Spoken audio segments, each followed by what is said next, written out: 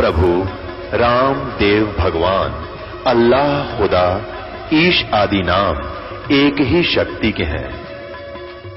वो कैसा है, कहां है, कैसे मिलता है, किसने देखा है? ये प्रश्नवाचक चिन्ह पूर्ण रूप से हटाने के लिए अवश्य सुनिए जगत गुरु तत्वदर्शी संत रामपाल जी महाराज के अमृत वचन सर्व पवित्र धर्मों के पवित्र शास्त्रों के आधार पर। परमपिता परमात्मा पूर्ण ब्रह्म सारी सृष्टि के रचनहार कुल मालिक जगत पिता जगत गुरु कबीर परमेश्वर की असीम कृपा से ये पवित्र नगरी दिल्ली में ये 4 दिन का विशाल सत्संग अर्थात ये सत्यनारायण कथा 6 अप्रैल सन 2004 को प्रारंभ हुई। जिस नगरी के पुण्य उदय होते हैं उसमें ऐसे संत समागम प्रारंभ हुआ करते हैं और जो पुण्यात्माएं शुभ समागमों में आकर के लाभ उठाती हैं, धन्य है उनके पुण्य क्रम, धन्य है उनके माता पिता जिनसे जन्म हुआ। कहते हैं कितनी बड़ी, आप देखिए दिल्ली है, कितना बड़ा ये करावल नगर है और इसमें कितनी पुण्यात्माओं को ये आने का सुअवसर प्राप्त हो रहा है। इसके लिए बताया कि सकल पदार्थ हैं जगमाई भाग बिना नर पावे नहीं। सभी हर समय में हर वस्तु उपलब्ध होती है और अब ये सत्ज्ञान पुण्यात्माओं के लिए परमात्मा ने दास पे रजा करके एक मेहर बख्शी है कि आप तक ये सत्ज्ञान पहुंच रहा है और इस सत्ज्ञान को सुनने का सुअवसर, इस सतकथा को सुनने का जो सुअवसर जिस पुण्यात्माओं को मिल रहा है वो कितनी है। इसलिए कहा है कि सकल पदार्थ है जगमाही कर्म इन नर पावे नहीं। जो पुण्यात्मा 4 दिन इस सत्संग को सुन लेगा उसको ऐसा रजा बख्श दी परमेश्वर ने ये 4 दिन के सत्संग सुनने की, तो उसको बहुत ही ज्यादा लाभ होगा। जैसे काफी समय का हमारे ऊपर ये पुराने ज्ञान का आवरण चढ़ा हुआ है और इस 4 दिन के अंदर ये उतरेगा और फिर ये नया रंग आपके ऊपर चढ़ेगा और ये ऐसा रंग होगा फिर कभी नहीं उतर सकता, कई पीढ़ी तक आपका उद्धार होगा। जो पुण्यात्मा प्रथम बार इस सत्संग को सुनती हैं उनको तो ऐसा महसूस होगा जैसे पहली बार तो ऐसा लगेगा जैसे ये महाराज जी वैसे ही तुक्के लगा रहे हैं और धीरे धीरे धैर्य पूर्वक सुनते रहोगे तो ऐसा लगेगा कि हम तो अभी तक इस सत्य ज्ञान से बहुत दूर थे। कोई भी किसी भी वस्तु की जानकारी हमें हुई है, उसके गुणों का ज्ञान हुआ है तो किसी के बताने से, किसी धार्मिक शास्त्र के पठन पाठन से हमें ज्ञान हुआ है। और जैसा कि अभी सभी शास्त्रों के आधार पर ये पुण्य सत्संग यानी ज्ञान, ये पवित्र ज्ञान आपके सामने आवेगा और फिर घर जाकर के आप शास्त्रों के पुनः मिलाओगे, आप गदगद हो जाओगे कि वास्तव में तो सारी ही सत्य है। और अभी तक जो हमने सुना था वो केवल किंवदंतियां, लोकवेद कहते हैं, सुना सुनाया ज्ञान जो शास्त्र में प्रमाण ना हो उसको लोकवेद कहते हैं। लोकवेद के आधार पर, क्षेत्रीय ज्ञान के आधार पर हमने उसको सत्य मान रखा था, लेकिन शास्त्रों से जब तुलना की गई तो वो हमारे वाला पहले वाला ज्ञान पूरा नहीं था, अधूरा था। जब ज्ञान ही अधूरा था तो पूजा भी अधूरी ही होगी, पूरी नहीं हो सकती। इति सिद्धम। अभी आपने सुना कि कबीर हरि की भक्ति करो तज विषयों रस चोज और बार बार ना पाओगे ये मनुष्य जन्म की मौज। विषय विकारों के चोज माने ये चोसले, इनके आनंद न छोड़ के, कौन से बीड़ी शराब मांस तमाकू और सिनेमा ये फिल्म आदि देखना ये संतों का काम नहीं, भक्तों का काम नहीं। जिन्हें प्रभु चाहिए उनकी आस्था इन बकवादों में नहीं हो सकती।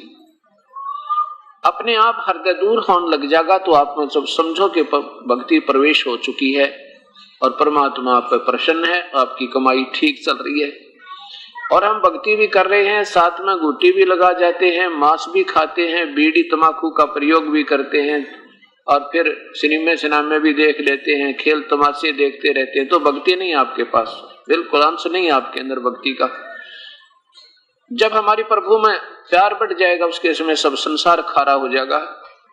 केवल अपना सांसारिक काम, व्यवहारिक थोड़ी सी जो बातें होती हैं वो 10 मिनट में समाप्त हो जाती है। कितना प्यारा व्यक्ति हो, जो काम की बात होती है, फिर तो गप्पे मारते हैं बैठ के, इधर के उधर के, उनमें दिल नहीं लगेगा। फिर तो अपनी उनसे 2 बात करी प्यारते हैं, फिर प्रभु चर्चा शुरू कर दी जाती है। हो सके उस पुण्य आत्मा का जो नई आपके साथ मिलती है आकर के, उसके भी उद्धार हो जाए आपके द्वारा सत्संग सुनने से, आपकी चर्चा सुनने से। तो ऐसे जब तक हम विकारों में ग्रस्त हैं और कहते हैं हम भक्ति भी कर रहे हैं तो कुछ नहीं हो रहा आपका। फिर भक्ति कर रहे हैं तो शास्त्र से मिलती है या नहीं है, शास्त्र के विरुद्ध कर रहे हैं तो भी गलत है, वह भी फेल बताई गीता, पवित्र शास्त्र गीता बता रही है। गीता जी बता रही है 16वें अध्याय का 23वां श्लोक, जो हे अर्जुन, शास्त्र विधि को त्याग कर जो मनमाना आचरण करता है, मनमाना आचरण माने अपनी मर्जी की पूजा करते हैं या करवाते हैं, वो न तो उनको कोई सुख हो, ना उनकी कोई परम सिद्धि यानी कोई साधना सिद्ध हो, और ना उनको कोई सुख हो। और इन 3 कामों के लिए भक्ति करते हैं कि हमारा यहाँ से छुटकारा हो, हमारी सिद्धि साधना यानी हमारी जो मुक्ति हो और परम गति हो, तो उससे कहते कुछ नहीं हो उनका, यूजलेस, वो तो बिल्कुल फेल है, व्यर्थ है। तो अब हमने भक्ति करनी है तो सबसे पहले ये सब पॉइंट देखने होंगे और अधूरे गुरु से बात बनानी। भगवान स्वयं गीता में कहता है कि वो तत्वदर्शी संत ढूंढ ले अर्जुन। अब मैं जो बताता हूं अपने लेवल की भक्ति तुझे बता रहा हूं कि मेरी तो ओम नाम की पूजा है। गीता को भगवान श्री कृष्ण नहीं बोल रहे, श्री कृष्ण का शरीर के अंदर ब्रह्म प्रवेश करके, ये काल ब्रह्मा विष्णु महेश के पिता प्रेतवत, उनमें प्रवेश करके फिर स्वयं बोल रहा है गीता को। जैसे वेदों को बोला उसने, जैसे वेद व्यास में प्रवेश करके गीता जी को पुनः लिखवा दिया, 4 वेदों को पुनः लिखवा दिया, ऐसे ही श्री कृष्ण में प्रवेश करके प्रेत की तरह ये काल बोल रहा है, ये ब्रह्म बोल रहा है, जो स्वयं कहता है 11वें अध्याय के 32वें श्लोक में पवित्र गीता जी में कि अर्जुन मैं बड़ा हुआ काल हूं, यानी मैं काल हूं भाई तेरे सामने जो दिखाई दे रहा हूं। वो कृष्ण के शरीर से बाहर निकल के दिखा दिया, फिर उसी में प्रवेश कर गया। मैं बड़ा हुआ काल हूं और सब लोगों को खाने के लिए आया हूं। और ये सभी राजा लोग है ना विपक्ष में, ये तेरे बिना मारे भी मार दूंगा, तो निमित्त मात्र है। तो हमने गीता जी को ब्रह्म बोल रहा है, ये काल बोल रहा है, और ये स्वयं ब्रह्म अपनी साधना बताता है कि मेरी पूजा तो केवल ओम नाम है और कोई मंत्र नहीं। हमारी भक्ति जो है ये 3 परमात्मा है, ब्रह्म, परब्रह्म और पूर्ण ब्रह्म। सरपुरुष ब्रह्म, अक्षर पुरुष परब्रह्म और परम अक्षर पुरुष ये पूर्ण ब्रह्म है। और इसी प्रकार ईश ये ब्रह्म है, ईश्वर परब्रह्म है, परमेश्वर पूर्ण ब्रह्म है। 3 परमात्माओं की न्यारी न्यारी सतिथि है। ब्रह्म यानी काल के 21 ब्रह्मांड हैं, परब्रह्म के 7 मिलियन 7 मिलियन 7 संख्य ब्रह्मांड हैं, और पूर्ण ब्रह्म के इन्फिनिटी असंख्य अनकाउंटेबल यानी इतने उसके ब्रह्मांड है। और वो कुल मालिक पूर्ण ब्रह्म है, वही सबका पालन पोषण करने वाला, सबका धारण पोषण करने वाला, सभी उसी के अधीन है, वो कुल मालिक है। जैसा गीता जी के 15वें अध्याय के 4थे श्लोक में स्वयं गीता बोलने वाला ब्रह्म कहता है कि वो परमात्मा, उसके बाद उस परम पद परमेश्वर की खोज करनी चाहिए। और जिसमें गए हुए प्राणी फिर लौटकर वो व्यक्ति, वो साधक जन्म मृत्यु में नहीं आते। और जिस परमात्मा ने सारे ब्रह्मांडों की रचना की, और मैं भी उसी की शरण में हूं, गीता बोलने वाला भगवान कहता है मैं भी उसी की शरण में हूं, मेरा भी वही परमेश्वर, मेरा भी मालिक वही है। और फिर कहा कि उसके पश्चात उसी परमात्मा का साधना करनी चाहिए और नहीं करनी चाहिए। अब इस 4 दिन के अंदर ये 3 भगवान आपके सामने प्रत्यक्ष प्रमाणित होंगे, और भगवान ब्रह्मा, भगवान विष्णु, भगवान शिव की जो सतिथि, ये कितने प्रभु हैं, कितना लाभ दे सकते हैं, ये आपके सामने विवरण होगा और शास्त्र अनुकूल होगा। अब परमात्मा कहते हैं कबीर हरि की भक्ति करो तज विषयों रस चोज, बार बार ना पाओगे ये मनुष्य जन्म की मौज। आज कितना सुंदर शरीर भगवान ने दिया हमारे को, हम इसमें जब चाहे पानी पी ले, प्यास लगे तो, भूख लगे तो खाना खा ले, गर्मी सर्दी से बचने के लिए 25 प्रबंध कर रखे हमने। कई मकान बना रखा है कि तो पंखे और कूलर और एसी का प्रबंध कर लिया। मच्छरों से और माखियों से बचने के लिए मच्छरदानी, ऑल आउट और पंखे न जाने कितने प्रबंध कर लिए।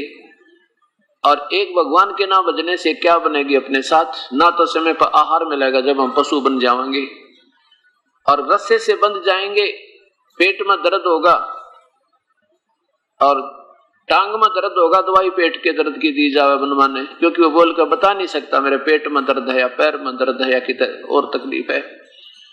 प्यास लगी होगी, पानी नहीं पिलाया जाएगा, चारा डाल देंगे। और भूख लगी होगी, चारा ना मिला मेहमान पानी तालाब में जा छोड़े। ऐसी स्थिति, कहीं पर कोई जानवर काट रहा है, कोई मक्खी सता रही है, किधर डांस खा रहे हैं, किधर कलील, ये चीचड़ ढेरे हो गए और मुंह तो बोल नहीं सकता। एक राम के, एक परमात्मा की भक्ति बिना इस प्राणी पर कितना भारा पहाड़ टूटेगा दुख का। इसलिए बताते हैं कि बार बार ना पाओगे ये मनुष्य जन्म की मौज।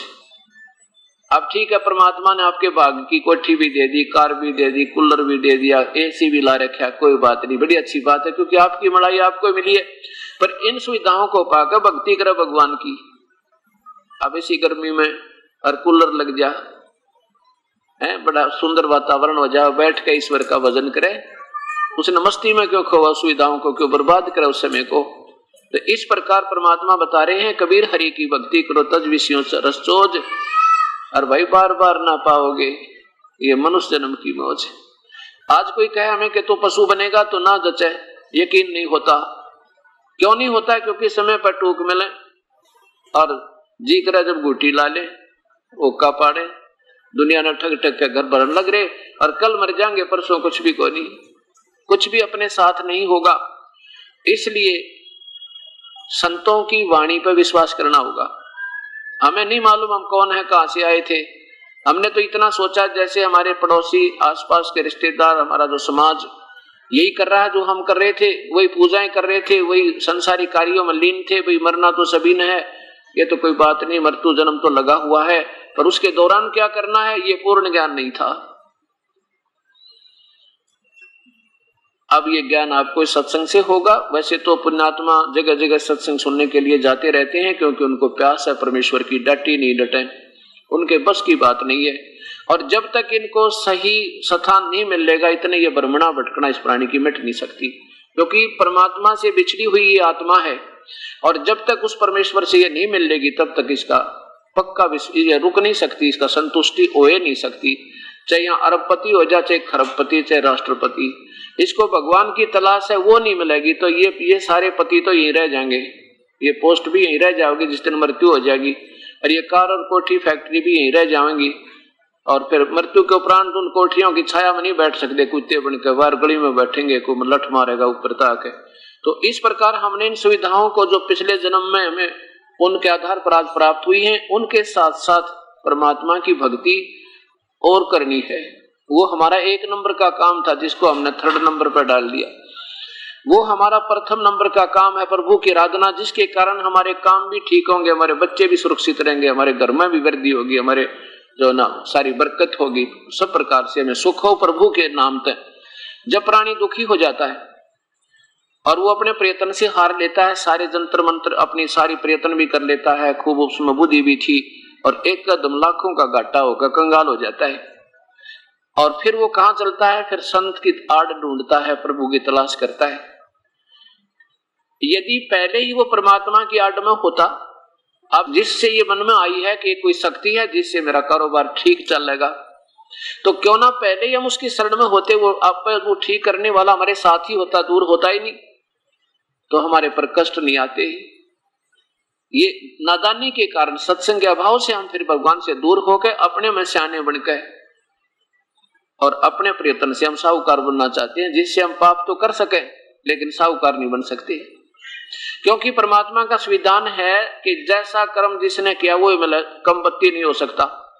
और मान लिया आपने किसी के झूठ झाठ बोल के, किसी का ऐसे उल्टे सुलटे मिलावट पिलावट करके, छल कपट करके 1-2 लाख रुपए जोड़ भी लिए, तो एक बालक बीमार हो जाए मन माने, और 3 लाख रुपये लाकर अंत में मर भी जावे, वो जोड़ा हुआ धन 2 नंबर से, वो पाप तो ज्यों के त्यों है, वो धन भी नहीं रहा और वो एक संतान भी गई और पाप ज्यों के त्यों रह गई, जो फिर भोगने होंगे आपको।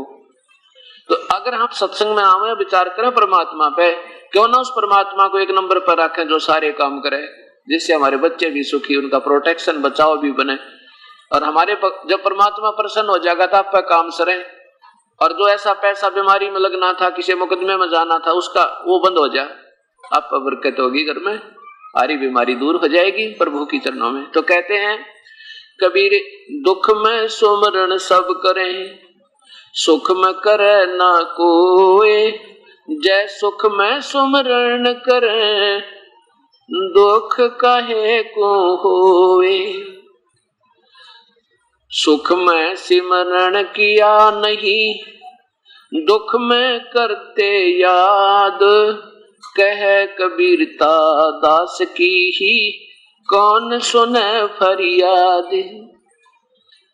जब सुख था तब तो प्रभु याद आया ना, किया नहीं, उसमें तो क्या याद आया, अपना व्यापार और बिजनेस और मेरी झूठ बोलना, और सारा दिन लूट कर 10-20 हजार रुपये, और शाम ने फिर ठेका वो अंग्रेजी का, और फिर रात ने सिनेमा टेलीविजन, ये तो याद रखे पर प्रभु भूल गए। और जब लगा विनाश होने, प्रभु की ओट बिना, प्रभु की आट बिना, फिर ये कर पे कर टूटने लगे, कष्ट पे कष्ट प्रारंभ हो गए। फिर ये चला परमात्मा की तलाश में, फिर वो परमात्मा ना मिल रहा, फिर ये फिर लुटे कहाँ, किता था दिखाने वाले पे, किता बुझा पर निकालने वाले पे, किता ने जंतर मंत्र बताने वाले पे खूब फेर लुटे, और फिर अंत में नास्तिक हो जावा कि भगवान कहीं को ना। फिर ये नास्तिक हो जाता है कि भगवान कहीं है नहीं, कोई राहत मुझे नहीं मिली। उसके 2 कारण हैं। एक तो ये है कि सुख में भगवान याद नहीं किया, अब दुख में याद कर रहा, तो तेरी कौन सुने।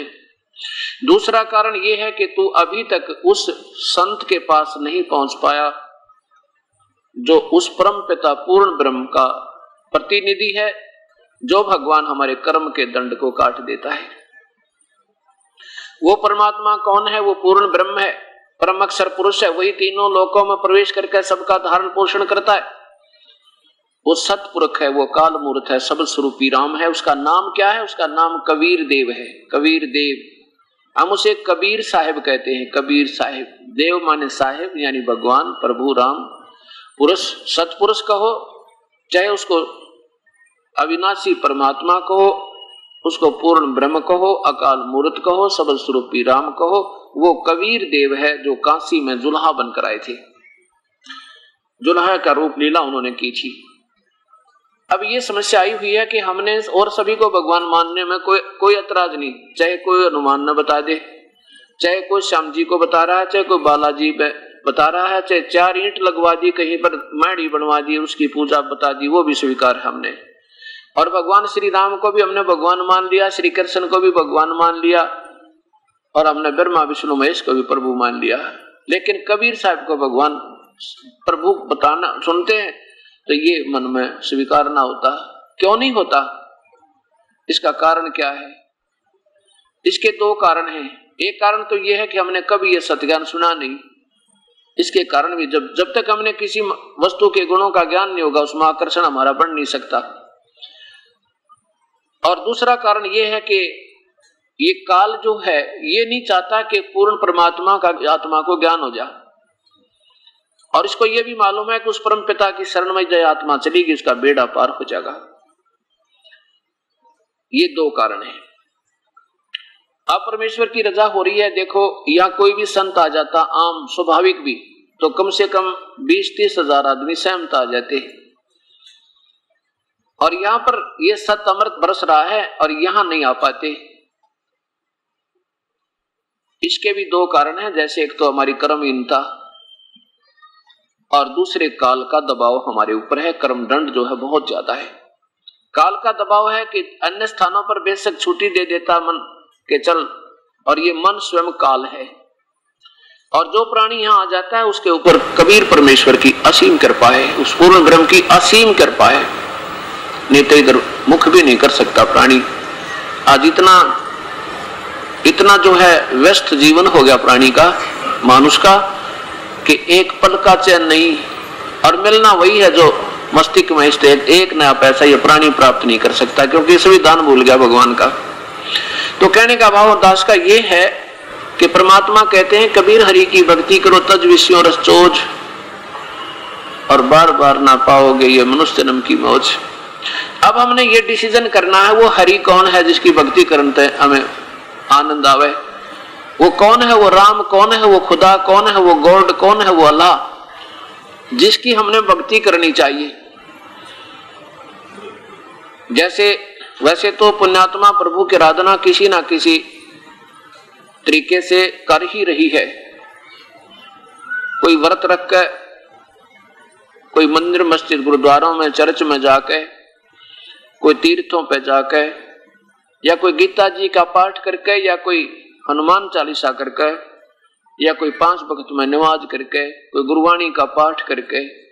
लेकिन हमने ये सोचना चाहिए, ये देखना पड़ेगा, निर्णय लेना पड़ेगा कि ये भक्ति हम जो कर रहे हैं ये कोई प्रमाणित भी है, ये जो हम कर रहे हैं ये ठीक है या व्यर्थ है, कहीं लास्ट में अंत में फिर ये पश्चाताप ना बने। अब इसके लिए कौन से तरीके अपनाए जो हम इसका डिसीजन कर सके, ये फैसला कर सके ये सत्य है या असत्य है। उसके लिए हमने अपने पवित्र शास्त्रों का फिर सहारा लेना पड़ेगा, जो अभी तक हमारे पास उनमें छुपी हुई ये चारों पवित्र धर्मों के पवित्र शास्त्रों में छुपे हुए अनमोल खजाने का अभी तक वो रहस्य हमारे को नहीं प्राप्त हुआ। अब वर्तमान में जिन महापुरुषों ने उन परमात्मा को देखा, उन्होंने तो अपनी वाणी बिल्कुल सही लिखी और गीता जी में ज्ञान बिल्कुल सही लिखा, लेकिन इसको पढ़कर सोचकर समझकर सुनाने वाले संतों के अधूरे ख्याल रहे, वो पूर्ण रूप से समझ नहीं पाए इस पवित्र शास्त्रों में लिखा क्या है।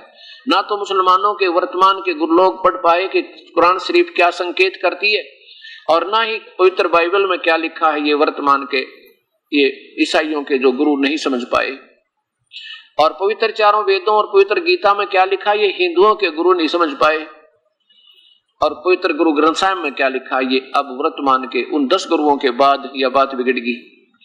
अब वर्तमान के जो गुरुद्वारों में बैठे हैं भक्तात्मा, उनको ये मालूम नहीं हमारे 10 गुरु थे वो क्या वाणी में क्या संकेत करके गए हैं। तो इस करके ये सारे समाज चारों के चारों धर्म अपनी दिशा बदल चुके हैं, अपने शास्त्रों की वास्तविकता से दूर हो जाने से भूल चुके हैं, और जिसके कारण शास्त्र विरुद्ध साधना पर सब आरूढ़ हो चुके हैं। अब हमने फिर सहारा लेना पड़ेगा अपने पवित्र शास्त्रों का जो हमारे पास विद्यमान है, और आज इसका ये सबसे बड़ा सहयोग ये हुआ हमारे को शिक्षा, हमारे जो ज्यादा सहयोगी होगी सब बहन भाई बुजुर्ग बेटी बेटे ये बच्चे सभी आज शिक्षित हैं, और ये शास्त्र अब हिंदी में भी उपलब्ध है, और संस्कृत हमारे पास ज्यों की त्यों है, और इस संस्कृत को आज भी अनुवाद किया जा सकता है, कोई बड़ी कहानी को ना। और इसको फिर देखेंगे, अपना जीवन सफल करेंगे। मानव जन्म पाकर केवल भक्ति करना हमारा मूल उद्देश्य होना चाहिए। अगर ये नहीं बनी तो चाहे राष्ट्रपति बन जाए, चाहे सारी पृथ्वी का भी राजा क्यों ना बन जाए, वो उसका ही कर्म होगा, और बिना कर्म के बन भी नहीं सकता। और वो अपने पिछले जन्म की मलाई ने अपने पिछले जन्म के शुभ संस्कारों को ही उपयोग करके फिर माइनस होकर चला जाएगा, और फिर 84 लाख जोनियों में कष्ट पे कष्ट उठाएगा, क्योंकि जो मूल काम था उससे दूर हो गया। अब यही याद दिलाई जाती है। अब वो कौन है? वो परमात्मा जो गीता जी में संकेत, जैसे कल जिन पुण्यात्माओं ने सत्संग सुना उनको ये पता लगा होगा कि गीता में स्वयं ब्रह्म भगवान काल भगवान कहता है कि उस परमात्मा की शरण में जा अर्जुन। बड़ी बात कीजिए कि जो अभी तक आपके हृदय में, ये तो बहुत देर में आएगी कि ब्रह्म श्री कृष्ण नहीं बोल रहा था गीता को, ये ब्रह्म काल बोल रहा था। आप श्री कृष्ण मानकर चलो कि श्री कृष्ण ही गीता बोल रहा है, तो वो जिसको आज तक हम श्री कृष्ण जी को सुप्रीम पावर बताया करते थे ये नादान संत, वो तो स्वयं कहता है कि वो परमात्मा तो कोई और है जिसकी पूजा करनी चाहिए। उसकी पूजा करने से जन्म मृत्यु कभी नहीं होगी, तो सतलोक में चला जाएगा, शाश्वत स्थान में जाएगा। और मेरी पूजा करेगा तो भाई तेरी और मेरे मृत्यु, जन्म और मृत्यु होते ही रहेंगे। और मेरी पूजा करेगा तो युद्ध तुझे करना होगा अर्जुन, तो परम शांति नहीं हो सकती। अब वो परमात्मा के बारे में, वो परमात्मा कौन है, उस परमात्मा को ही परमात्मा सिद्ध करने के लिए इस दास को 25 प्रमाण देने पड़ेंगे आपको, जब कहीं आपके हृदय में यह बात समावेगी। जैसा कि आप कल सुन रहे थे कि तीनों गुणों की भक्ति, रजगुण ब्रह्मा, सतगुण विष्णु, तमगुण शिव जी की भक्ति नादान लोग करें। क्यों करें? क्योंकि वो शास्त्र विरुद्ध साधना है। इसलिए जैसे आपको दिखाया था कि ऊपर को जड़ वाला, नीचे को तीनों गुण रूपी शाखा वाला ये उल्टा लटका हुआ संसार रूपी वृक्ष है।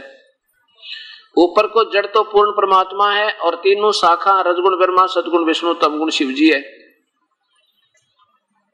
और जो तीसरे नंबर का यानी पूर्ण परमात्मा जो है, पूर्ण पुरुष, और वो जड़ है उस संसार रूपी वृक्ष की, और वृक्ष को खुराक चलती है जड़ से। तो गीता जी के 15वें अध्याय के 17वें श्लोक में लिखा है कि वो उत्तम पुरुषोत्तम यानी उत्तम पुरुष वास्तव परमात्मा तो इस ब्रह्म और परब्रह्म से यानी क्षर पुरुष और अक्षर पुरुष से अन्य है, दूसरा है, और है कोई दूसरा है। और वही तीनों लोकों में प्रवेश करके सबका धारण पोषण करता है।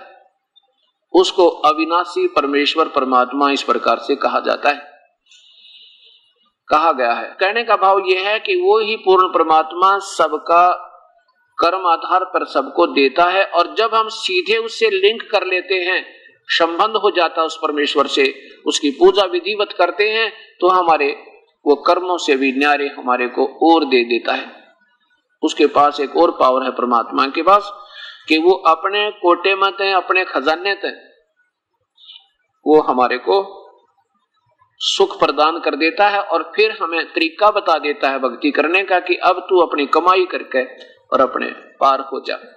ऐसा वो परमेश्वर पूर्ण ब्रह्म का संविधान है। जैसा पुण्यात्माओं ने कल सत्संग सुना था, उसमें ये प्रमाण दिया गया था कि तीनों गुणों की भक्ति तो नादान लोग करते हैं। क्यों करते हैं? क्योंकि यही बताया गया कि ऊपर को जड़ है, ये तो पूर्ण परमात्मा है, तीनों गुण रूपी शाखा, और हम उल्टी पूजा कर रहे हैं शास्त्र विरुद्ध। अब देखो, हर समय हर सत्संग में नए नए भक्तात्मा बदलते रहते हैं, कुछ पुराने पुण्यात्मा भी आती रहती है। अब ये एक ऐसा सामूहिक शिक्षा स्थल है कि इसमें नर्सरी तक लेकर और पीएचडी तक का ज्ञान यही दिया जाएगा। तो अब हम थोड़ा सा पिछली भूमिका लेकर चलते हैं ताकि आज के सत्संग को नया आने वाला प्राणी भी, भक्त आत्मा भी इसमें सहयोगी हो सके, उसको अच्छा लगे। अब कल बताया था कि ऊपर को जड़ता ये पूर्ण परमात्मा है। गीता जी के 15वें अध्याय के पहले श्लोक में आदि पुरुष परमेश्वर मूल वाले, आदि पुरुष ये पूर्ण परमात्मा तो जड़ है, और ये तना ये अक्षर पुरुष है, और ये डार ये है क्षर पुरुष है, और ये तीनों देवा रजगुण ब्रह्मा, सतगुण विष्णु, तमगुण शिव जी ये ब्रह्मा विष्णु महेश है। ये तीनों गुण रूपी शाखा है। अब जड़ से खुराक चलती है पौधे को। अब देखिएगा 15वें अध्याय के प्रथम ही श्लोक में स्पष्ट लिखा है कि ऊपर को आदि पुरुष परमेश्वर मूल वाले, आदि पुरुष, पुरुष माने प्रभु, आदि माने कदे का, सदा के। ये पवित्र गीता जी, गीता प्रेस गोरखपुर से प्रकाशित है। ये पंचदशो अध्याय 15वां अध्याय है। ऊर्ध्व मूलम अधः शाखम अश्वत्थम प्राहु अयम छंदासी यस्य प्रणानी ये तम वेद स वेदवित। आदि पुरुष परमेश्वर मूल वाले, यानी इस संसार रूपी वृक्ष की जड़ तो समझो ये आदि पुरुष यानी पूर्ण परमात्मा है। कबीर परमेश्वर ये पूर्ण ब्रह्म है। ये देखो, ये तो समझो जड़ है। आदि पुरुष ये पूर्ण परमात्मा, सबसे पहला भगवान, आदि माने सनातन, सबसे पहले का जिसने सारे ब्रह्मांड रचे। ये तो जड़ वाला इस परमात्मा समझो ये तो जड़ है। ऊपर जो भगवान है वो तो जड़ है, और नीचे के क्षर पुरुष और अक्षर पुरुष ये तना और डार हैं। आदि पुरुष माने आदि भगवान, सनातन परमात्मा, सबसे पहले वाला प्रभु।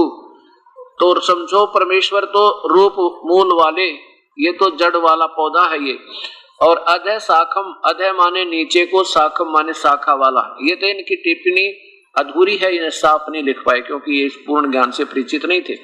अधः माने नीचे को, शाखा वाला, ये संसार रूपी वृक्ष को, पीपल पीपल के वृक्ष को अविनाशी कहते हैं। वेद जिसके पत्ते कहे गए हैं, उस संसार वृक्ष को जो संत तत्व से जानता है, मूल सहित जानता है, तत्व से जानता है, वो तत्वदर्शी संत है, अर्थात वो वेद के तात्पर्य को सही जानता है।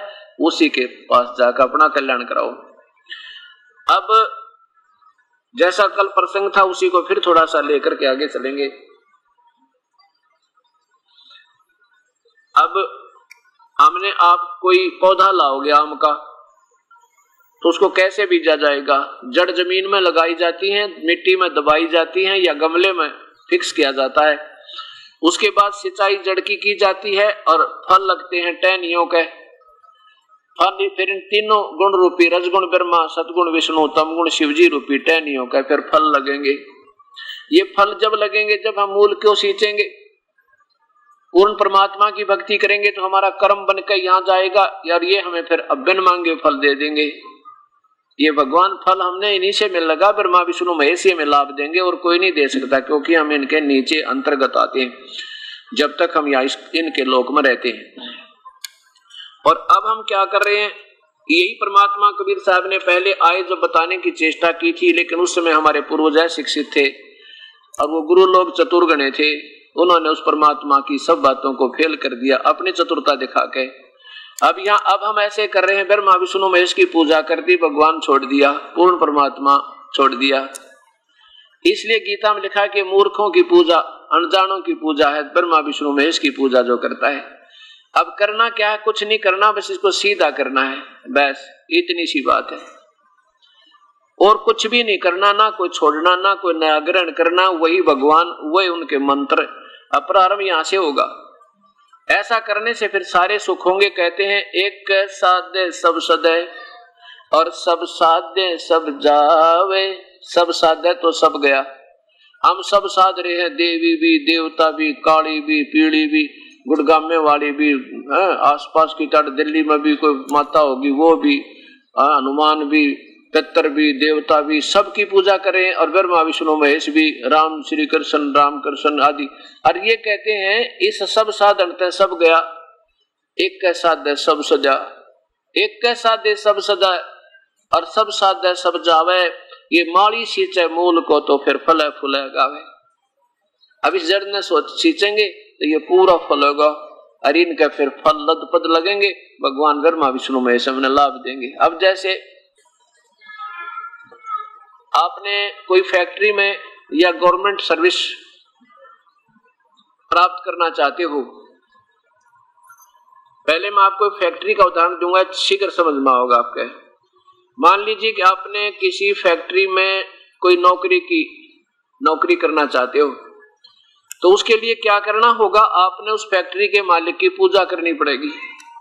पूजा मीन उसको प्रार्थना पत्र देना होगा और फिर वो जो भी टर्म एंड कंडीशन बताओगा आपने सारी स्वीकार करनी होगी। तो फिर वो खुश होकर आपको अपॉइंटमेंट लेटर दे देगा, आपकी नौकरी लगाने का लगा देगा। और वो फिर आपको वर्क डन, आपने मेहनत करनी पड़ेगी फैक्ट्री में जाके। उस किए हुए कर्म का फिर वहां के नीचे के अधिकारी देते हैं, जो उसने डिपोर्ट कर रखे हैं। कोई कैशियर है, कोई आपका बॉस है, कोई फोरमैन है, वो फिर आपकी हाजिरी बना के देंगे। फिर उनको तनख्वाह कौन देगा? एक कैशियर देगा और आपका वर्क डन मिलेगा। बस इससे कम बत्ती वो कतई नहीं कर सकते। अब जैसे आपका चाहे दोस्त भी क्यों ना हो, आपका रिश्तेदार भी क्यों ना हो, उस फैक्ट्री में चाहे कितनी उच्च पोस्ट पर हो, आपको चवन्नी नहीं दे सकता। क्यों नहीं दे सकता? क्योंकि वो दे ही नहीं सकता। और आप मान ले आपकी जो तनख्वाह उस मालिक ने बना रखी है उससे ज्यादा नहीं दे सकता और उससे कम कर नहीं सकता। ऐसे ही ब्रह्मा विष्णु महेश जो केवल वो तो हमें वर्क डन देते हैं और जैसा हमारा कर्म होगा वैसा ही ये फल देंगे, उससे कम बत्ती बिल्कुल नहीं करें। अब जैसे आपने पूजा की उस मूल मालिक की और फिर भी पूजा उसी की करते रहना है, क्योंकि उसके टर्म एंड कंडीशंस को निभाना, उसकी मर्यादा में रहते हुए नौकरी करोगे तो, नहीं तो वो निकाल देगा, वो कोई नहीं रोक सकता फिर तुमको। तो ऐसे जैसे आपने मुख्यमंत्री को प्रार्थना पत्र दिया या प्रधानमंत्री को दिया, सेंटर की नौकरी लेनी है तो प्रधानमंत्री की पूजा की, और उसने जिस भी व्यक्ति को अपना प्रतिनिधि बना रखा फिर आपने उसकी पूजा की। उसकी पूजा माने उसी की पूजा की, उसकी शक्ति से युक्त है वो, तो उससे आपको नौकरी मिली, आपका पोस्टिंग हुआ, और फिर तनख्वाह आपने काम किया तो आपको तनख्वाह नीचे के अधिकारी दे रहे हैं। लेकिन जब से वो उस परमात्मा के हृदय से आप उतर जाओगे, प्रधानमंत्री के हृदय से या मुख्यमंत्री के हृदय से उतर जाओगे, टर्म एंड कंडीशन आपने नहीं निभाई तो आपको फिर आप नौकरी से बाहर कर दिया जाएगा। ऐसे समझो कि ब्रह्मा विष्णु महेश और ब्रह्म और परब्रह्म आपको जब लाभ देंगे, तब लाभ देंगे जब आप पूर्ण परमात्मा की भक्ति शास्त्रानुकूल करोगे। शास्त्रानुकूल कैसे करना है कि पूर्ण परमात्मा कबीर साहब के पूरे संत के पास जाकर नाम लेना होगा, और अन्य नाम जो दे रहे हैं वो गलत दे रहे हैं, क्योंकि दास ने जब सभी महापुरुषों के, कबीर पंथियों के भी और दूसरे जितने भी कबीर साहब की आड़ में और भी पंथ चल रहे हैं, जैसे गीसा पंथ, गरीबदास पंथ, दादू पंथ, इनमें अब वर्तमान में वैसे तो उन भगवानों, उन संतों ने तो अपनी वाणी में सही मंत्र न्यो के न्यो लिखे हैं। कबीर साहब ने भी, धर्मदास जी ने भी, धर्मदास जी के पंथ में भी मार्ग गलत हो लिया, केवल 6 पीढ़ी तक वो मार्ग ठीक चला था। 6 पीढ़ी के बाद धर्मदास का पंथ कति खराब हो गया, क्योंकि भगवान कबीर साहब ने पहले ही बता दिया था कि धर्मदास 7वां दूत काल का आवेगा तेरी पीढ़ी में, उसके बाद तेरा जो है ना पंथ वंश तो चलेगा लेकिन पंथ नहीं चल, तेरा जो है ना उसमें मुक्ति नहीं होगी उस मार्ग में। तो ऐसे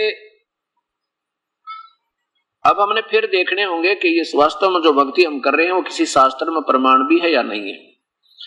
तो कहने का भाव दास का ये है कि उस परम पिता की भक्ति करने से हमारी मुक्ति होगी। जैसे कल 7वें अध्याय का 18वें श्लोक में आपने सुना था कि खुद गीता बोलने वाला भगवान कहता है कि मेरी पूजा भी अनुतमाम, अनुतमाम माने घटिया तो घटिया, कति व्यर्थ, अनुतमाम अति व्यर्थ, अति अश्रेष्ठ है।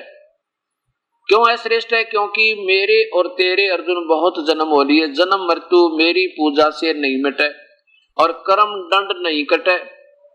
और भाई जैसा, लेकिन नीचे के ब्रह्मा विष्णु महेश और अन्य देवताओं से गीता बोलने वाला प्रभु राम ये ब्रह्म बोल रहा है कि इनसे मेरी पूजा 1000 गुना अच्छी है, लेकिन मेरी भी पूजा अनुत्तम है। ब्रह्म पूजा करने वाले ब्रह्म साधक कहां जाते हैं? ओम नाम के जाप वाले। ब्रह्मलोक में एक स्वर्ग, महास्वर्ग बना है, उस महास्वर्ग में जाकर अपने पुनों की मलाई हजारों युगों तक खाकर उड़ा ठाठम ठाठ नए नाच गाने। एक जैसे ये रेस्टोरेंट है, ये होटल, ये स्वर्ग तो जैसे एक तो दिल्ली का बड़ा होटल जिसमें और बड़े साहूकार जा सकते हैं क्योंकि वहां ज्यादा खाल उतरे, वहां तो और ज्यादा पैसे लगे, ज्यादा सुविधाएं हैं तो ज्यादा पैसे लगे। और छोटे शहरों में छोटे रेस्टोरेंट है उनमें और उनसे गरीब आदमी औरों से साहूकार वहां जाते हैं। तो ऐसे ये स्वर्ग जो है एक रेस्टोरेंट समझो। जैसे ब्रह्मा विष्णु महेश और अन्य देवताओं की पूजा करने वाले उस स्वर्ग तक पहुंच जाते हैं और उसमें अपने पुनों को, क्योंकि वो थोड़े समय बनता है स्वर्ग का पीरियड, वहां खत्म करके फिर नरक में, नरक के बाद फिर 84 लाख जोनियों में पशु बन जाते हैं, शीघ्र ही समाप्त हो जाते हैं। और ब्रह्म साधना करने वाले हजारों युगों तक उस महास्वर्ग में अपनी ही कमाई को और ज्यादा समय तक समाप्त करते हैं और फिर 84 लाख जोनियों में पशु बन जाते हैं। इसलिए ब्रह्म बोल रहा है कि मेरी पूजा भी अनुत्तम है, घटिया तो घटिया है। क्यों है? क्योंकि जैसे ये पुण्यात्मा जिनको ये ज्ञान हुआ कि पूर्ण परमात्मा की भक्ति करने से जीव का उद्धार होगा, नहीं तो हो नहीं सकता, और नीचे के ब्रह्मा विष्णु महेश ब्रह्म परब्रह्म तक की पूजा से जीव को पूर्ण लाभ नहीं। ये उन ज्ञानियों को, वेदों के ज्ञाताओं को पक्का ज्ञान हो गया जिन्होंने प्रभु चाहिए था। अब उन्होंने वेदों को पढ़ा तो क्या सोचा? अपनी सोचते हैं कि ओम नाम का जाप ये पूर्ण ब्रह्म का है, लेकिन ये ओम नाम का जाप तो ब्रह्म का है और परब्रह्म और पूर्ण ब्रह्म की भक्ति के 2 और मंत्र हैं, वो इनसे न्यारे हैं। वो ये दास बतावेगा और नहीं कोई बता सकता आज के दिन। उनके पास वो नहीं है और ना वो अधिकारी है। मान ले कोई दास की पुस्तक अब बनी है, इसको पढ़ कर कोई आपका अंडी पाक भी जाएगा तो वो वैसे ही धोखा देगा अपने आप को भी और दोषी बनेगा थोड़ी आत्माओं को गुमराह करने का। क्योंकि अनधिकारी कोई लाइसेंस बना तो वैसे ही देगा, पर वो समय पर चल काम नहीं देगा, वो उसको धोखा देगा और वो पकड़ा जाएगा, सजा और होगी। ऐसे नकली नाम देने वाले संत आज डरते कति नहीं। इनको ये नहीं मालूम तुम इतने जबरदस्त दोषी हो रहे हो इन भोली आत्माओं के अनमोल मनुष्य जन्म को बर्बाद करने के। आप ज्ञान नहीं और औरों को रास्ता बतावें, ऐसा ये गीता जी में ब्रह्म बता रहा है कि मेरी पूजा जो है वो इनसे तो अच्छी है औरों से, लेकिन मेरी भी पूजा घटिया है। इन विद्वान महापुरुषों ने, ज्ञानी आत्माओं ने क्या सोचा, क्या जाना, वेदों के पढ़ने वाले महापुरुषों ने, विद्वान पुरुषों ने उनमें से क्या निष्कर्ष निकाला? ये तो निष्कर्ष निकाल लिया कि वेद संकेत कर रहे हैं कि एक परमात्मा की भक्ति करनी चाहिए और दूसरा भक्ति के योग नहीं है। उन्होंने अपनी सोच से ये, क्योंकि उस पूर्ण परमात्मा की ब्रह्म और परब्रह्म और पूर्ण ब्रह्म की भक्ति की विधि वेदों में और गीता जी में नहीं है। उसमें ज्ञान तो है पूर्ण परमात्मा कोई और है, उसी की भक्ति से जीव मुक्त होगा और अन्य पूजाएं तो व्यर्थ हैं। अपनी पूजा को भी वेद में यजुर्वेद के 40वें अध्याय के और 3रे श्लोक में अपनी पूजा को भी ये बताया है कि मेरी पूजा भी आत्मघाती करते हैं। आत्मघाती, आत्महन है। आत्मघाती माने जिनको पूर्ण ज्ञान नहीं और जन्म मृत्यु में ये सदा बने रहेंगे, उनको वो मेरी पूजा भी आत्मघाती करते हैं। उस परमात्मा के बारे में यजुर्वेद के 40वें अध्याय का 10वें श्लोक में बताया है कि कोई तो परमात्मा निराकार बतावे और कोई साकार का है, लेकिन इसके सही ज्ञान तो भाई वो संत देंगे, तत्वदर्शी संत, वो पूर्ण परमात्मा के सही जानने वाले, और वो जो बताते हैं उन्हें सुन लो। क्योंकि गीता भी वेद ब्रह्म न बोली और वेद भी ब्रह्म न बोले काल ने। ऐसे ये गीता और वेद एक ही है, दो नहीं है। अब उन्होंने क्या फैसला किया? क्योंकि वेदों में पूर्ण परमात्मा की पूजा की विधि ना होने से यहां धोखा खा गए प्यारी आत्मा, ये महर्षि लोग। उन्होंने ओम नाम के जाप को पूर्ण परमात्मा का मानकर हजारों वर्षों तक मेडिटेशन किए, ध्यान लगाए, जाप किए। उन्होंने शरीर भी की परवाह नहीं की। ये दाढ़ी बढ़ा गई, सर के बाल बढ़ गए, ये कोई शौक नहीं था उन महापुरुषों का। उन्होंने ये सोचा कि एक क्षण भी ना खोआ उस परमात्मा के लिए, कई दिन दाढ़ी मूछ मुंडान मुंडून में लगे रहे। आज कटा ली, तीसरा दिन फिर जरूरत पड़ा, फिर कटाना, क्योंकि पहले गांव में से शहर में आना पड़ता था ऐसे। तो उन्होंने अपने परमात्मा पाने के लिए ना तन की शुद्ध, ना मन की शुद्ध, ना खान पीन की सोची भगवान मिल जावे। अब उन यूं लिखा है कि ये ज्ञानी आत्मा है तो उद्धार माने भगवान के लिए शीश भी दे दे, उल्टी ना हटे।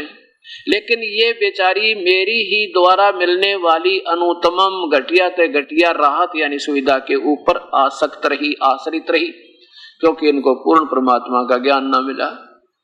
वो परम संत नहीं मिला जो 4थे अध्याय के 34वें श्लोक में लिखा है कि उस तत्वदर्शी संतों को ढूंढ ले अर्जुन, और फिर वो जैसे कहें तो ऐसे करना। आप तो हाथ खड़े कर दिए भगवान ने, गीता बोलने वाले ने, कि मैं नहीं बता सकता उस परमेश्वर के बारे में, ना उसकी विधि बता सकता पूजा की। वो तो संत कोई और आवेगा और वो होगा जो सारे ब्रह्मांडों का न्यारा न्यारा निर्णय दे दे। वो सतपुरुष का जानने वाला भी वही होगा, बाकी नहीं होंगे। अब इनको अनुत्तम क्यों कहा काल ने? ब्रह्म ने अपनी पूजा को, एक चुनक नाम के ऋषि थे, एक चुनक नाम के ऋषिश्वर, ऋषियों में श्रेष्ठ यानी बिल्कुल एक नंबर के महापुरुष ज्ञानी आत्मा। उस ज्ञानी आत्मा ने वेदों को पढ़ा, वही निष्कर्ष निकाल लिया कि परमात्मा भक्ति तो एक ही परमात्मा है जो भक्ति की योग्य है, वो पूर्ण ब्रह्म है। और उसकी भक्ति का उन्होंने ओम नाम का जाप सेलेक्ट लिया, क्योंकि वेद और गीता में केवल ओम नाम और कोई मंत्र नहीं। ओम नाम के जापते हैं, हजारों वर्षों तक तपस्या करते रहे। शरीर भी जो है दुबला पतला हो गया, पर कोई बात नहीं। अब ये समझना इस गीता जी के सच्चे ज्ञान की सच्चाई को कैसे। एक मानधाता चक्रवर्ती राजा था। चक्रवर्ती राजा उसे कहते हैं जिसका पूरी पृथ्वी पर शासन हो, पूरी पृथ्वी पर उसकी प्रभुता हो। और ये राजा लोग क्या किया करते हैं, चक्रवर्ती राजा के 1 वर्ष में या 2 वर्ष में अपना परीक्षण करते हैं कि तेरे शासन काल में किसी नवाब या नरेश ने कोई सिर तो नहीं उठा लिया, किसी ने तेरी प्रभुता को अस्वीकार तो नहीं कर दिया। उसके लिए एक घोड़ा छोड़ देते थे, उस घोड़े के गले में एक पोस्टर लगा देते थे, एक पोस्टर लगा देते थे कि जिसने राजा की प्रभुता स्वीकार ना हो वो इस घोड़े को पकड़कर बांध ले और उसने राजा के साथ युद्ध करना होगा। और राजा के पास 72 अक्षौणी सेना है, कौरव और पांडव दोनों की 18 अक्षौणी थी और उस अकेले के पास 72 अक्षौणी सेना। अब उसको घोड़े को छोड़ दिया, साथ में कई सैकड़ों हजारों की संख्या में अन्य सैनिक साथ हो लिए, घोड़ों पर सवार होकर। उस घोड़े पर कोई नहीं बैठा, वो अकेला जा रहा है। अब वो घोड़ा और वो साथ में सैनिक उस चुनक ऋषि की झोपड़ी के साथ से रास्ता जा रहा था, कुटिया के साथ से। वो वहां से जब निकले तो उसने ध्यान से देखा कि सभी घोड़ों पर व्यक्ति विराजमान हैं, सैनिक, और एक को खाली क्यों छोड़ रखा, इस पर कोई सैनिक नहीं है। तब तो वो निकल गए शीघ्रता में, नहीं उसने पूछ नहीं पाया ये क्या कारण है। जब वो सारी पृथ्वी पर घूमकर आए तो फिर वहीं से वापस लौटे तो उस चुनक ऋषि ने उनसे पूछा, भाई सैनिकों, ये इस घोड़े पर क्यों नहीं बैठा कोई व्यक्ति, क्या कारण है। तब सैनिकों ने बताया कि ये घोड़ा बैठने के लिए नहीं है ऋषि जी, ये राजा मानधाता चक्रवर्ती सम्राट का घोड़ा है और इसके गले में ये ऐसे ऐसे लिखा है। तो ऋषि ने कहा, क्या किसी ने नहीं पकड़ा ये घोड़ा।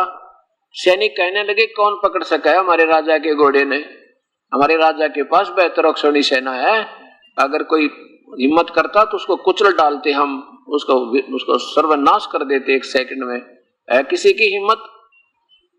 अब ऋषि ने देखो ये काल का जाल है ब्रह्म का। अब पहले तो साधना करवावा गलत मीन पूर्ण ज्ञान नहीं, वेदों में पूर्ण भक्ति नहीं परमात्मा की, ओम तक का ज्ञान, ब्रह्म से होने वाली सुविधाओं का ही ज्ञान है, उसी की पूजा का विधि है। अब उस प्यारी आत्मा ने वेदों को पढ़ा, जैसे समझा, प्रभु पाने के लिए प्रयत्न किया और बन गया एटम बम। एटम बम बन गया, सिद्धियों का भंडार हो गया। अब देखो उधर से काल ने रिमोट इस ब्रह्म के हाथ में, ये किस में ब्रह्मांड में बैठा है, अंदर से प्रेरणा कर दी उस ऋषि के मन में कि भाई राजा तो राजा है ना, सम्राट, ये अपने आप में बड़ा प्रभु पा के गया, इसको अभिमान हो गया, इसको ठीक करता हूं। अब ऋषि का राजा का के मेल, क्यों बकवाद करे, राजा अपना काम करे, संत अपना करते। तो क्या किया उसने, ऋषि कहने लगा कि चुनक ऋषि ने कहा, यदि मैं पकड़ लूं तो क्या हो। सैनिक बोले, कंगाल, तेरे बदाने खाने को नहीं, और तू युद्ध करेगा मानदाता चक्रवर्ती के साथ, तेरी क्यों सामत आई है, बड़ा रे बोल बाला, तू चुप रहे। अब ऋषि कहने लगा कि भाई मेरे भाग में ऐसा ही लिखा होगा तो मैं इस घोड़े को पकड़ता हूं।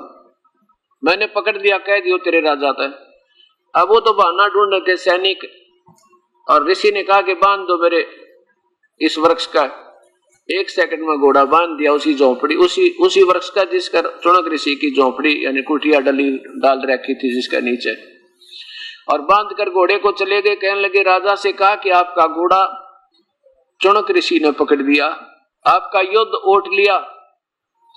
अब इस बात का राजा को दुख हुआ कि सारी पृथ्वी पर राजा लोगों की तो हिम्मत पड़ी कोई ना, ये कंगाल आदमी और इसकी बुद्धि भ्रष्ट होगी। अब राजा ने सोचा कि आज एक व्यक्ति ने हिम्मत किया है, कल दूसरे को देर होगा, दूसरे ने हिम्मत हो जाएगी या बात बिगड़ गई, क्यों ना अभी सारे दुनिया को इतना क्षोभ पैदा कर दूं कि सबकी आंखें खुल जाए और इसके टुकड़े टुकड़े करवा देता हूं ऋषि के। अपनी जो 72 अक्षौणी सेना के 4 विभाग किए। प्रथम विभाग 18 करोड़ सेना, 18 अक्षौणी सेना एक बार भेज दी, एक व्यक्ति को, एक ऋषि को समाप्त करने के लिए, ताकि दुनिया देखो इतनी बड़ी सेना को जाते हुए और के भी दिल धड़के और हिम्मत ना करें। उधर से उस ज्ञानी आत्मा ने, उद्धार आत्मा ने परमात्मा पाने के लिए प्रयत्न किया था, लेकिन वो जहर इकट्ठा कर दिया सिद्धियों का। अपनी सिद्धि से 4 पुतली बना ली, 4 एटम बम बना दिए, एक पुतली, एक एटम बम छोड़ दिया, 18 करोड़ सेना का कत्लेआम कर दिया। राजा ने दूसरी टुकड़ी भेज दी 18 अक्षौणी की, और ऋषि ने दूसरी पुतली छोड़ दी। ऐसे 72 अक्षौणी सेना का सत्यानाश कर दिया। किसने? उस ज्ञानी आत्मा ने, उस काल के पुजारी ने। अब यहां बताते हैं बंदी छोड़ भगवान कबीर साहब क्या कहते हैं।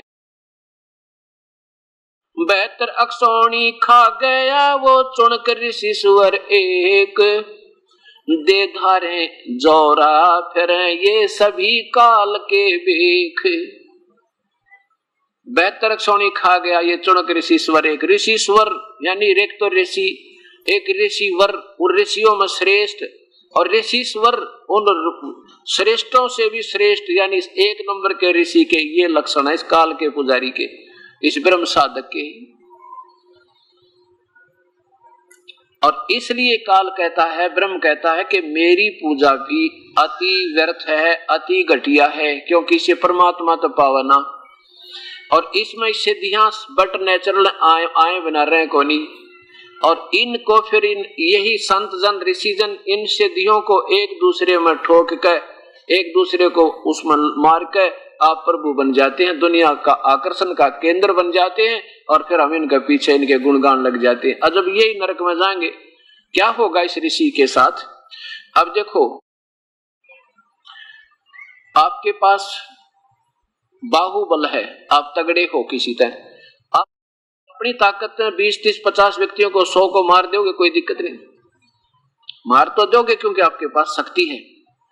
लेकिन उसकी सजा आपको गवर्नमेंट देगी, अंदर ठोकेगी, और फिर टुकड़े टुकड़े करके, यानी पहले तो बहुत बुरी तरह मारे जाती थी। अब चाहे कि कोई पिस्टल से मार दे, चाहे स्टैंड गन से मार दे, तो उसका दोष उसने भोगना पड़ेगा। ऐसे ही चाहे कोई शब्द शक्ति तो मार दे, क्योंकि उसके पास वो हथियार है, तो उस चुनक ऋषि ने उस 72 अक्षौणी सेना के हत्या का दंड भोगना पड़ेगा, वो उसके अलग अकाउंट में लिख दिया जाता है। यहां ब्रह्म तक और ब्रह्मा विष्णु महेश तक, पर ब्रह्म तक की साधना का ये नियम है कि जैसे कर्म प्राणी करेगा दोनों भोगने होंगे, इनमें कोई फर्क नहीं हो सकता। अब पुण्य के लिए जैसे उसने साधना की, तप किया, इसके लिए ओम नाम का जाप किया, तो उसके लिए इसको महास्वर्ग में भी रखा जाएगा। महास्वर्ग में रहेगा, ये ठाठ करेगा हजारों युग तक, और फिर ये कुत्ता बनेगा, इसकी खाज लग जाएगी, कीड़े पड़ेंगे, और ये जितने व्यक्ति मारे थे ना 72 अक्षौणी, वो कीड़े बन के इसने खाएंगे इसके सारे शरीर में, फिर ये गधा बनेगा ये ऋषि। ये साधना ये ब्रह्म तक की है। एक समय एक गुरु और शिष्य चले जा रहे थे, एक मछियारा मच्छी पकड़ रहा था, और बच्चा 15-16 साल का था। उसने रोज ज्ञान सुना करता कि पाप आत्मा के साथ बहुत बुरा जुल्म होगा। उस बच्चे ने पूछा, गुरुदेव ये कितना पापी आत्मा है, मछलियों को बाहर डाल रहा है, तड़प तड़प कर ये मर रही है, ढेर लगा रखा है, इसको क्या सजा मिलेगी? गुरुदेव चुप रहे, कहने लगे, बेटा कभी फिर बताऊंगा, अब समय नहीं ये बात बताने का। 2-3 वर्ष के बाद, 4 वर्ष के बाद उसने क्या देखा कि एक हाथी का बच्चा मस्ती में, छोटा सा बाल बच्चा 1-1.5 वर्ष का, उछल कूद मस्ती में आकर कूद रहा था, और 2 वृक्षों के बीच में फंस गया। उसमें झटकम पटकम करके मुश्किल से निकला, उसके चारों तरफ से खाल घनी छुल गई, उसमें कीड़े पड़ गए, जीव चल पड़े, और वो पड़ा पड़ा तड़प रहा। उसके सारे शरीर में करोड़ों की संख्या में जीव कीड़े पड़ रहे हैं, और चिंगाड़ मार मार कर रो रहा है, ऊपर से चिल्ला रहा बुरी तरह पड़ा पड़ा। उसी समय उन दोनों गुरु शिष्य का वहां से जाना हो गया। तब उस शिष्य ने पूछा, गुरुदेव इस प्राणी ने ऐसा क्या पाप किया होगा जिसके साथ ऐसी दुर्गति हो रही है, इसके साथ ऐसा बुरा हाल हो रहा है, इसने क्या पाप किया होगा? तब वो ऋषि वो संत बताते हैं, बेटा ये वो मछियारा है जो मछलियों को खाया करता, पटक पटक कर मारा करता, आज देख इसकी क्या बुरी हालत हो रही इस पाप आत्मा की। जब तक ये मनुष्य जीवन था, पिछला जन्म का पुण्य चल रहा था, इसने सोचा तेरे ठाठ है, ऐसे मौज मारता रहेगा। लेकिन परमात्मा कबीर साहब कहते हैं, तुमने धर्मराज का घर नहीं देखा, तुमने उस दरगाह का महल नहीं देखा, धर्मराज के तिल तिल का लेखा। लेकिन ये बात अब समझ में आ जाए, वर्तमान में तो बुराइयां तो बच्चा प्राणी, और शुभ कर्म करे, भगवान पर आसरा रखे, और पूर्ण परमात्मा की भक्ति करने से जीव को सुख होगा। तो जब हम पूर्ण भक्ति में लीन होंगे, तब हमें पता चलेगा कि हम क्या कर रहे थे, करना क्या चाहिए था। अब निष्कर्ष क्या निकालना चाहता है ये दास, अब देखिएगा 7वें अध्याय का 18वां श्लोक कल आपने सुन लिया। अब 19वां और सुनो, अब देखो इन पवित्र शास्त्रों को हम सुनेंगे, देखेंगे, आत्मा में जो है गदगद होगी। प्रभु की चर्चा जितनी सुन ले उतनी थोड़ी। और फिर इसका ऐसे करेंगे जैसे गीता जी में हमें प्रमाण दिया है। पवित्र गीता जी, इसमें जैसे कल आपको बताया था कि गीता बोलने वाला भगवान ये ब्रह्म कहता है कि मेरी पूजा तो भी अनुतमाम है। ये 7वां अध्याय, और इधर देखिए श्लोक नंबर 18 में, उदारा सर्वे एवं एते ज्ञानी तु आत्मा एवं में मतम। मेरे विचार में, ब्रह्म गीता बोलने वाला भगवान कहता मेरे विचार में ये ज्ञानी आत्मा है तो उद्धार यानी सिर भी दे दे भगवान के लिए, टाल नहीं। लेकिन आस्थित है सही, आस्थित है माने आश्रित रही, स माने वे ही माने क्योंकि वो सब आश्रित रही, युक्त आत्मा प्रभु के अंदर लगी हुई आत्मा, माम माने मुझ में अर्थात मेरी, अनुतमाम गतिम एवं मेरी ही अनुतमा माने घटिया तो घटिया, कति व्यर्थ अश्रेष्ठ, गति माने मेरे से मिलने वाली राहत में ये लगे रहे, इनको पूर्ण परमात्मा का ज्ञान नहीं हुआ क्योंकि वो संत ना मिला इनको। अब देखो नीचे, इन्होंने तो सारा काम उलट कर दिया।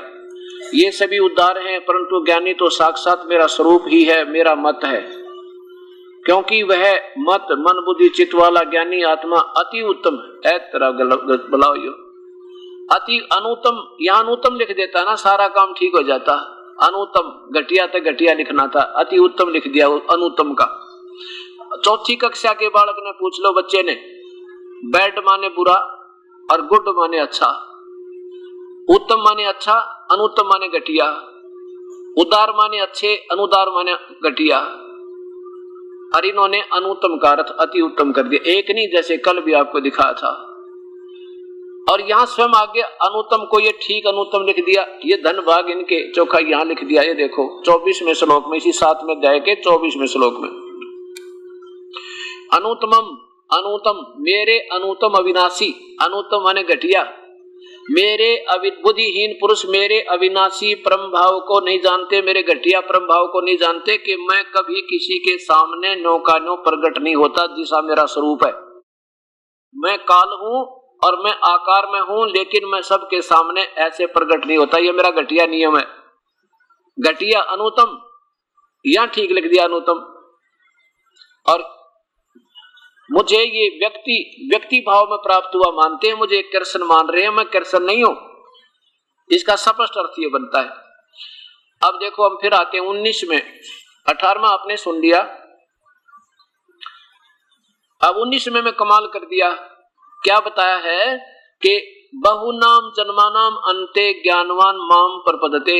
ओए होए, बहुत जन्मों के, बहुत पुण्य कर्मों के प्रभाव के बाद अंत के किसी लास्ट के जन्म में ये ज्ञानवान माने ज्ञानी आत्मा, पुण्यात्मा ब्रह्म तक की, मेरे तक की साधना करते हैं मुश्किल तक, और नहीं तो नीचे की, राम की, कृष्ण की, ब्रह्मा की, विष्णु की, महेश की, माता की, मसाणी की, भूतों की, प्रेतों की, कहते यहीं तक करके मर जाते। बहुत ही कोई पुण्यात्मा कोई लास्ट के जन्म में पुण्य कर्म में घने जन्म धक्के खा के कहते फिर माम प्रबदनते, मेरी पूजा करते हैं। और देखो वासुदेव सर्वमिति, ओए होए, वासुदेव सर्वमिति स महात्मा सो दुर्लभ है। ये बताने वाला संत कि वो परमात्मा वासुदेव माने सर्वव्यापक परमात्मा, वो तो कोई और है, वो बताने वाला संत तो बड़ी मुश्किल से मिलेगा। ये बताने वाला कि इनसे भी और कोई परमात्मा जो पूजा के योग्य है, ये बताने वाला संत सो दुर्लभ है, बड़ी मुश्किल से मिलेगा। इसका सीधा अर्थ बना है, बहुनाम जन्मानाम अंते, बहुत जन्म जन्म के अंत के जन्म में कोई अंत ज्ञानवान माम प्रबदते, कोई ज्ञानवान बहुत ही ज्ञानी आत्मा मेरे तक उसकी बुद्धि जाती है ब्रह्म तक की, और नहीं तो वासुदेव सर्वमिति।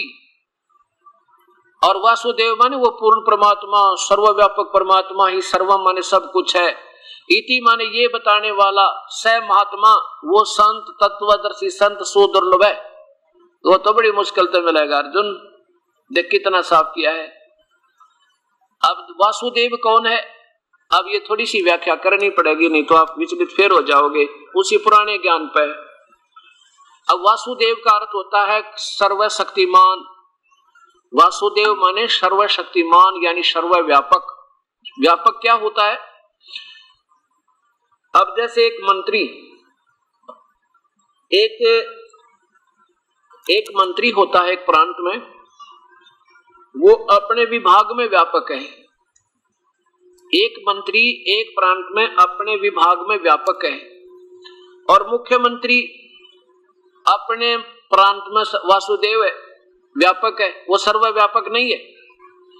और प्रधानमंत्री अपने पूरे राष्ट्र पर व्यापक है, यानी उसकी प्रभुता पूरी है सब पे। अब कौन होया वासुदेव? वासुदेव माने सर्वव्यापक, सर्वव्यापक, सब के ऊपर जिसकी प्रभुता, उसे वासुदेव कहते हैं। अब ब्रह्मा विष्णु महेश एक ब्रह्मांड में एक विभाग के मंत्री हैं। रजोगुण विभाग के श्री ब्रह्मा जी, सतोगुण विभाग के श्री विष्णु जी, और तमोगुण विभाग के श्री शिव जी। और इनके पिता 21 ब्रह्मांडों में स्वयं ही मुख्यमंत्री का रोल करता है।